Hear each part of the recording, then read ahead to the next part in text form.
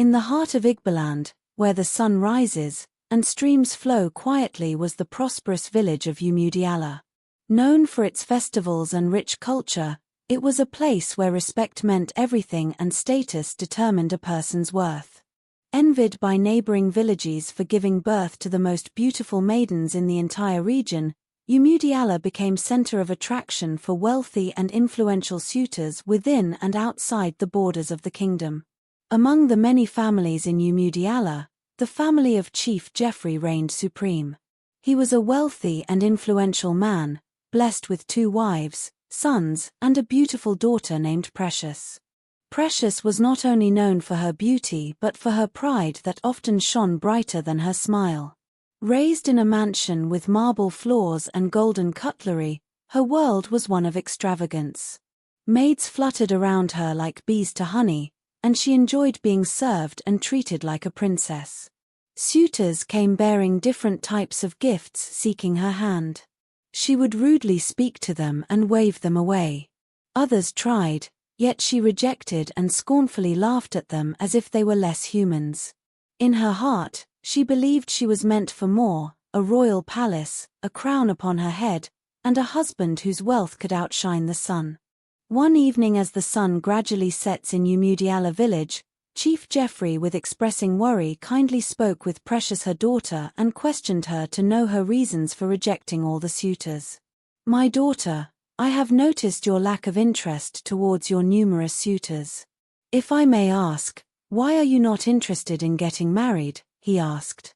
"Father, I am the only daughter of the famous Chief Geoffrey of Umudiala and cannot settle for less. I know my worth. I was born to rule, to be a queen, respected by all, and I will surely marry into royalty and make you proud." Chief Geoffrey, with unsettled face of worry, responded, "Well, you have great ambition and desire, but you must tread with caution. They say women are like a flower that blossoms in the morning and withers away in the evening. Therefore, you should make hay while the sun shines. Father, do not worry yourself over this. I know what I am doing. I will make you a proud father. That I am very sure of." Not long after that day, the prince of the neighboring kingdom sent word to Umudiala kingdom, expressing his interest to visit their village in search of a beautiful bride. The royal messengers sent by the prince came to Umudiala with different gifts, and they paid homage to King of Umudiala kingdom. They subsequently delivered the message to the king and his royal council of elders and returned back to theirs.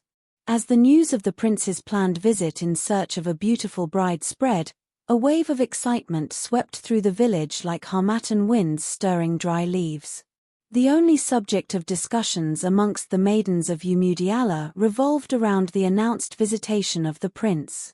In one occasion, 2 friends argued over whom the prince would choose. "My friend, have you heard that the prince of the neighboring kingdom is coming to this village in search of a bride?" "Yes, I know, of course, and he will surely choose me," the other responded. "No, my friend, I will be his choice, not you." They excitedly argued and laughed. Mothers rushed to the markets, buying new wrappers and beads, just to look good on the day of the occasion. While daughters and maidens ready for marriage practiced their dance moves in front of mirrors in the bid to outshine others in the day. The air buzzed with hope and fierce competition, with every maiden putting in her best to come out on top of others. In all the preparations, no household buzzed more than that of Chief Geoffrey, where preparations became a grand spectacle inside the grand mansion. Precious, radiant in her beauty and confident in her charms, declared boldly to anyone who would listen, "The prince will choose no one but me. I am destined for a crown, and this is the moment to prove it." Her words echoed through the compound like a royal decree, and her maids, though secretly wary of her arrogance, nodded in agreement and smiled, afraid to do otherwise. As preparations for the prince's visit took on the frenzy of a royal celebration, one quiet evening as the sun went down, a solitary figure arrived at the palace gates. He was a young man named Harry, dressed in plain and simple casual clothes. His sandals, coated in red dust from a long journey, arrived at Chief Geoffrey's home. He waited for a while, but when no one came out, he later sat down outside the grand mansion, his eyes quiet but piercing. Moments later, one of the workers in the compound opened the gate and questioned him. "Hello, who are you and how can we help you?" "My name is Harry. I came from the neighboring village in search of job. I saw a notice for vacancy for the post of a gatekeeper and I wish to apply," he calmly stated. Harry was taken to Chief Jeffrey, who interacted and interviewed him. "Young man, are you sure you are capable of taking care of my gate and the security of my household?" Chief asked. "Yes, sir. I can perfectly man the gate and do other relevant chores in the compound if the need be," he replied. After a brief question and answer section, Chief Jeffrey extended his hand for a handshake with him, confirming the job was his and he was shown his duty post as the gatekeeper. On Harry's face was expression of gratitude for being employed to work at the famous Chief Jeffrey's compound. The next morning Harry resumed his duty as the new gateman in his full uniform. While most palace staff barely gave him a glance, Harry did not only man the gate but also ran errands for Chief Jeffrey. He worked diligently, but he maintained his regal aura and always looked decent, an attribute rare to find around in the circle of typical gatemen. Harry ensured every guest was received with respect. He pays attention to details and asked few questions but listened intently to all. Some of the maids whispered about his strange poise. "There's something about that new gateman," one said. "He walks like he's seen riches before." "Did you notice that too? I thought I was the only one who saw that. He speaks politely unlike other gatekeepers who worked here before him," the other maid responded. But others dismissed it and whispered within themselves as well. "He's just a poor wretched servant, probably from a forgotten village." Still, Harry remained quiet, watching, learning and waiting for what, no one could tell. Not yet. Harry, the gateman, was treated like any other servant, or perhaps even less. From dawn until dusk, he was tasked with opening and closing the great iron gates, announcing visitors in a calm voice, and sweeping the palace compound until the stones gleamed. Though he did his duties with quiet efficiency, many overlooked him, seeing only the common gateman's uniform he puts on. Precious, adorned daily in expensive and elegant attires and coral beads, despised Harry from the moment she laid eyes on him. She wrinkled her nose whenever he passed by, as though his mere presence sullied the air. In her mind, he was a shadow meant to exist only in the background. "You there," she'd call, her tone honeyed but her words sharp as thorns. "Try not to leave your poor man's scent on the floor." She often looked down on Harry and used degrading words when speaking to him. But Harry kept calm in silence and maintained his position. On one occasion, as Harry went close to greet Precious, she let out a laugh sharp and gleaming like broken glass. "Look at him," she sneered to her maids, her voice dripping with scorn and loud laugh enough to cut the morning stillness. "He thinks respect comes to those who walk the earth with dusty feet and empty pockets. You are disgusting to behold." Despite the mockery and insults rained on him on daily basis by Precious, Harry remained composed. He offered no retort, no protest, only a quiet smile and a gentle bow. And somehow, that unnerved Precious more than any insult could. One morning, as Harry opened the gates for some guests to come in, Precious strutted past him, her head high and eyes filled with contempt. With a calculated flick of her wrist, she let her silk scarf slip from her shoulders and fall to the ground. Harry hurriedly bent down without hesitation, picked it up, and offered it to her with the same quiet respect he showed everyone. "You dare touch what belongs to royalty," she spat, insulted him as usual, snatching it from his hand. "You smell like goat. Keep your dirty fingers to yourself." "I did not ask for your help," she frowned. Harry only responded, "Forgive me, madam, I am sorry, I only tried to help." Comfort, Precious's cousin who had come to stay for few days with them, watched the exchange with a frown. She stepped forward and said firmly, "Precious, that was unkind.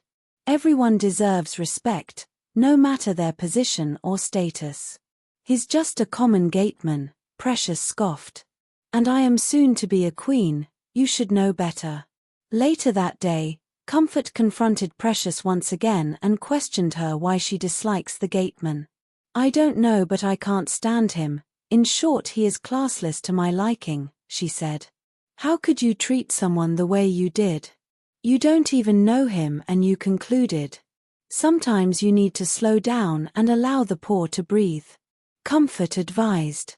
A few days later, the festival of New Yams arrived with vibrant drums, graceful dance, cooking and roasting of yams at the village square. Colorful Ankara dresses were in display, maidens spun in joy, as they gathered in the village square, preparing different yam dishes. The air was thick with the aroma of roasted and cooked yams and spicy pepper soup specially prepared by the men. It was during this grand celebration, when laughter of excited maidens echoed and ancestral songs filled the air, that the prince was expected to arrive.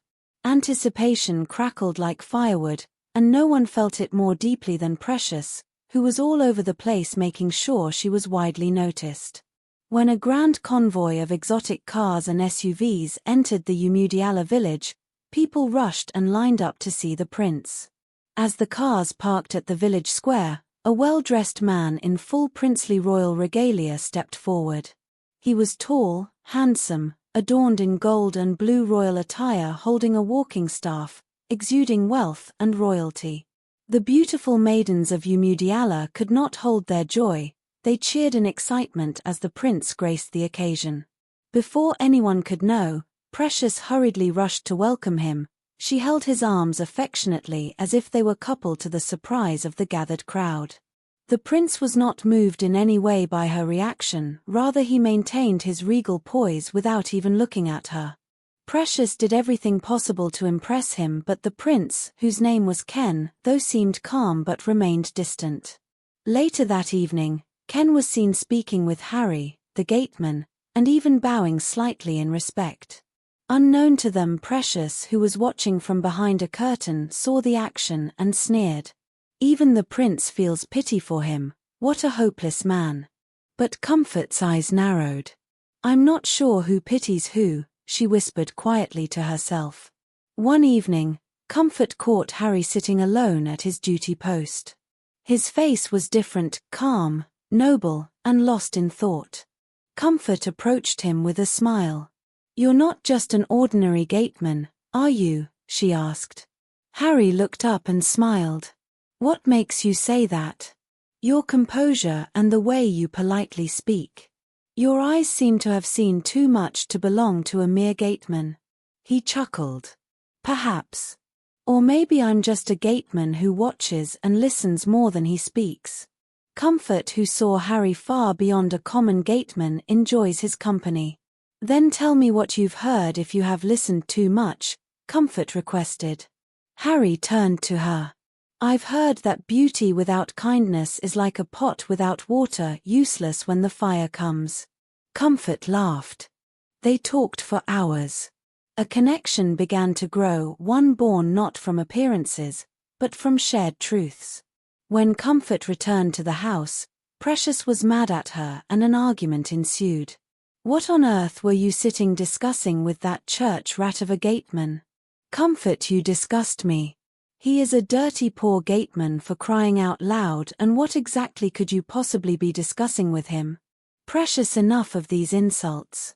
If you go close to him you will realize that he is a sweet soul. If I may ask, what exactly did Harry do wrong? Why do you hate him this much? She questioned. From that day henceforth, Comfort fell in love with Harry the common gateman and did not hide her feelings anymore. She often spent time with him and sincerely cared for him. She brought him food she personally prepared, and she made sure the gateman was not bothered by Precious' unruly attitude towards him. Comfort. Why are you showing me so much kindness and love, when you know clearly that I cannot afford you? I am just a common gateman with little earnings and cannot take care of you. I chose to do what I am doing because you are not less a man irrespective of your social status. I feel complete and always have this peace within me whenever I am with you, something I know money cannot buy. She clarified. Everybody in Chief Geoffrey's household, including the maids, began to whisper to one another as they could not understand the basis of Comfort and the Gateman's relationship. Did you notice how this Comfort girl is all over the Gateman? Their relationship is awkward, one said. All I can say is that what is happening is not ordinary. I suspect the Gateman used a love potion on her. They are not of the same class, the other stated. On the day of the great festival, the day of the royal selection, the villagers gathered in the village square, dressed in their finest. Wealthy guests including Ken the prince from the neighboring village arrived Umudiala village in a convoy as anticipated. He was dressed in full regal attire, well befitting to his royal status as always. The maidens, beautifully dressed, danced to the drum beats, entertaining the guests and showcasing their beauty. They all performed to outsmart each other, hoping to be chosen by Ken the prince. Precious, elegantly dressed, proudly paraded herself all over the place, highly convinced that Prince Ken would choose her. Her cousin Comfort stood nearby quietly watching as the event unfolds.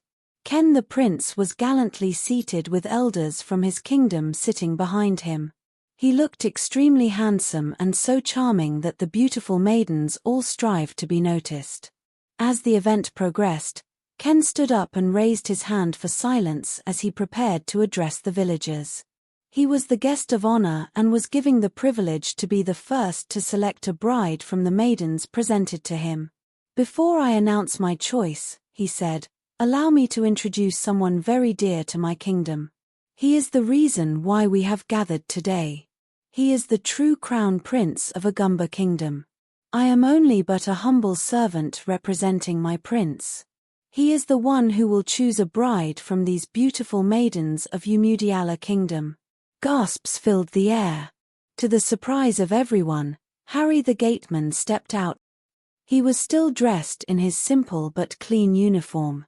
As he stepped forward, all his kinsmen bowed to him and greeted aloud.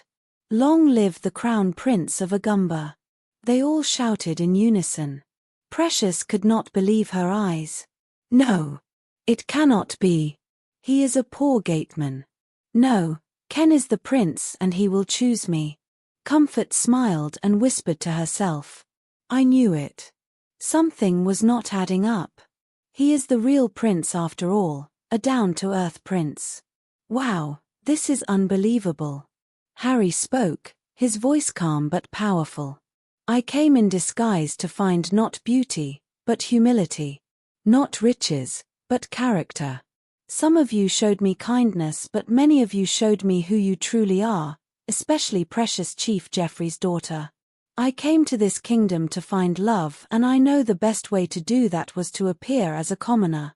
Today I have accomplished my desire. Precious could not hold her tears and she cried. Please, it is true I treated you badly, I didn't know. Forgive me. Harry looked at her. If you would not treat a true prince the way you did to me, then why would you treat anyone that way? He turned to Comfort and called her forth. She was surprised. This is the one who saw beyond appearances. She saw what many did not see, a man capable of loving and taking care of a woman beyond social standards. She loved me even as a poor gateman without minding all the insults thrown at her for her choice. My people, he declared. I have found a woman after my heart, the next queen of Agumba kingdom in the making. The crowd erupted in cheers. That evening, Precious could not stop weeping as her pride and arrogance were exposed. I was only trying to make you proud, father, she sobbed. Pride built on foolishness always collapses, Chief Geoffrey said to her quietly. The next day, Chief Geoffrey's household prepared for a new kind of celebration. Harry, now in full royal regalia, affectionately and proudly led Comfort through the compound with dignity and grace. Servants who once ignored and mocked him now bowed deeply. Will you still sit under at the gate? Comfort teased. Only if you sit beside me, he replied. And they both smiled. In the days that followed, Harry and Comfort had a royal wedding that became the talk of town. Wealthy and influential people in the society graced the occasion. Precious, who could not believe how everything turned out, only cried in regrets. At the appointed time, Harry and Comfort took over the throne as the king and queen of Agumba Kingdom. They ruled with wisdom and compassion. Precious left the village of Umudiala for a distant land, seeking to rediscover herself. She found a job and worked in a small village clinic. Her hands, once decorated with rings, and her fingers beautified with artificial nails, were now rough from labor. But her behavior had changed. She learned the lesson of life already. She helped children, listened to the sick, and learned humility. One day, she wrote a letter to Harry and Comfort. To King Harry and Queen Comfort. I was blind, but now I see. Thank you for the lesson you gave me, even in my disgrace. May your reign be long and wise. Comfort read it aloud, and felt her pains. She's changed, Comfort lamented. Harry nodded in agreement. Everyone deserves a second chance, he said. Precious began teaching young girls about humility, respect, and character. She shared her story openly, using her mistakes to guide others, and many were surprised to see how much Precious had transformed. Beauty fades, she told them, but a good heart grows brighter with age. One day Harry and Comfort were chatting. Precious has totally changed now, Comfort said. Sometimes a fall is what we need to rise higher, Harry replied. A few months later, Ken, who saw how much Precious changed, asked for her hand and they got married. Years later, the story of Harry, the gateman, was told over and over again. Once, a prince became a gateman, choosing humility over luxury. He was insulted, mocked, and overlooked by those who judged only by appearances. Yet through patience and wisdom, he found true love and proved to all that true greatness lies not in titles or robes, but in the heart of a servant who leads with honor. And so, the legacy of the prince who was mocked as a poor gateman lingered not in palaces or riches, but in the hearts of those who learned that humility is the highest. Viewers, what lessons did you learn from this story? Please kindly drop your comments in the comment section. And don't forget to like and share this video to others. Support us by subscribing to this channel for more captivating African folktale stories. Thanks for watching. Remain blessed.